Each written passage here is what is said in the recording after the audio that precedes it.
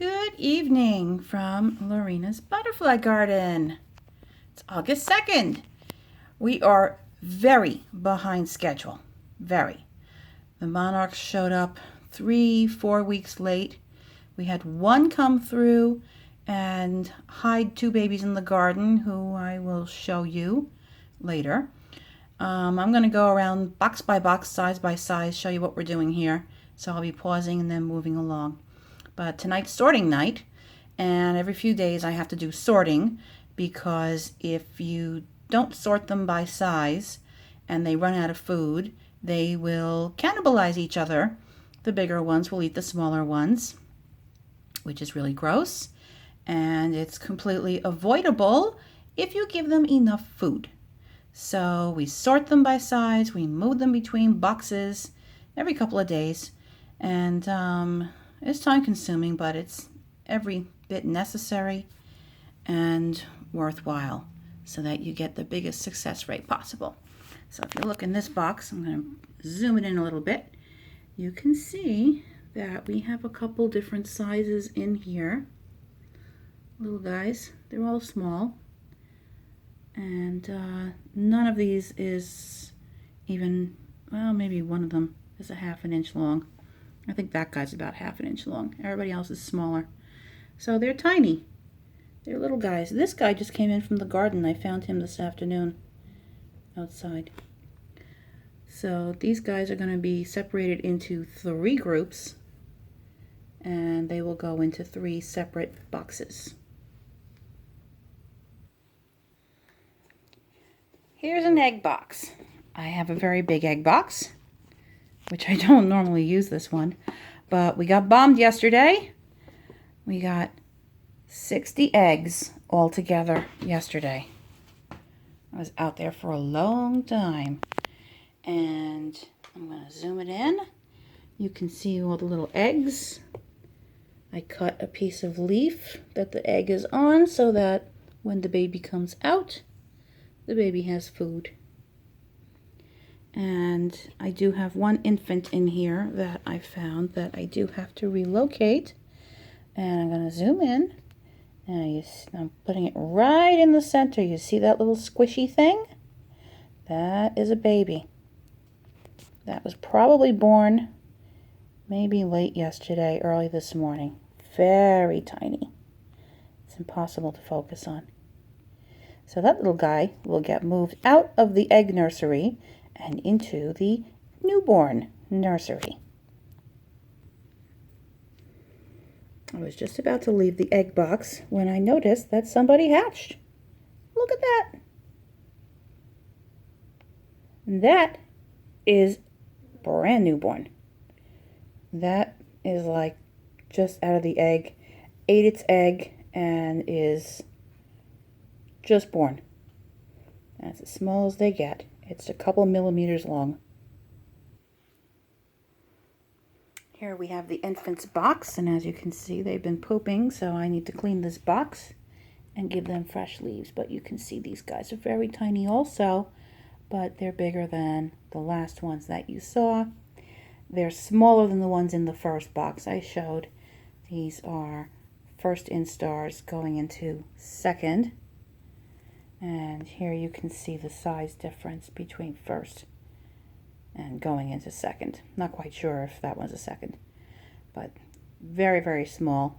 It's very easy to squish them when you try to move them, so I use a paintbrush or a makeup brush. That's a trick I learned on YouTube. Here's our other kind of cat. Hi, Jade. This is Jade. Jade is learning about butterflies today. She's a really good girl when she's by herself. Put her with the other cats and she's an absolute terror. So we're trying to keep her, but we're not sure she's going to be able to stay. We might have to find her a new home. Here's the next size box. These guys are third instar. They're just shy of 1 inch long. I just sorted these guys already and gave them fresh food, and they're very happily munching away. So they'll stay in this box together until they hit the next growth spurt.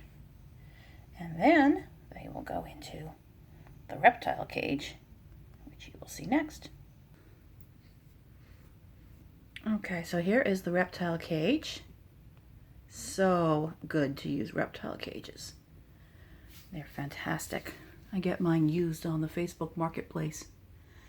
Now I've got my 4th instars in here, and I have 1/5. That's the fatty guy right here. This guy is about 1.5 inches long. He's going to pupate maybe in a day or 2. He's huge. So you can see these guys are very happy. I gave them stalks from outside to simulate their natural growth cycle to be in the bushes of milkweed. So I do that when they get older, and I can not lose them. And it works really, really well. And I'm going to bring you down here because I have one that went into J today. Look at that. Let's see if I can focus on it. That's my foot. Okay, oh, there we go. So this guy is in a J form, or a pre-pupa. Ooh, and he's moving his mouth parts a lot, which means he's getting very close to pupating. I can also see that his filaments are wiggly and deflated. So he's going to pupate soon. I'm going to see if I can get that on film. Now I got to really move fast. Okay, I'm going to put you on the floor. Don't do it yet. And then here's my one chrysalis of the Monarchs right now. All right, now I'm going to speed this up. Here's our remaining 2 swallowtail caterpillars. And then we have a bunch of chrysalids. And they're transforming into the beautiful butterflies. I got a whole bunch of them. Got bombed with eggs a few weeks ago. I can't really get light in here. All right, so that's those guys. And we have one more. Right. And here is the end product of this little factory. Here's a beautiful monarch boy who was born today. We'll release him in the morning, letting him rest and get his wings dry. And I found this guy out in the garden last week as a full, gigantic caterpillar, which means we had somebody bomb us with some eggs right on schedule around the end of June, beginning of July. And they were here and we didn't know it. But I only had 2. So one was released, and this is number 2. And off we go. Okay, go back to sleep. That one will fly in the morning. And now I'm going to try and photograph this one pupating. Good night.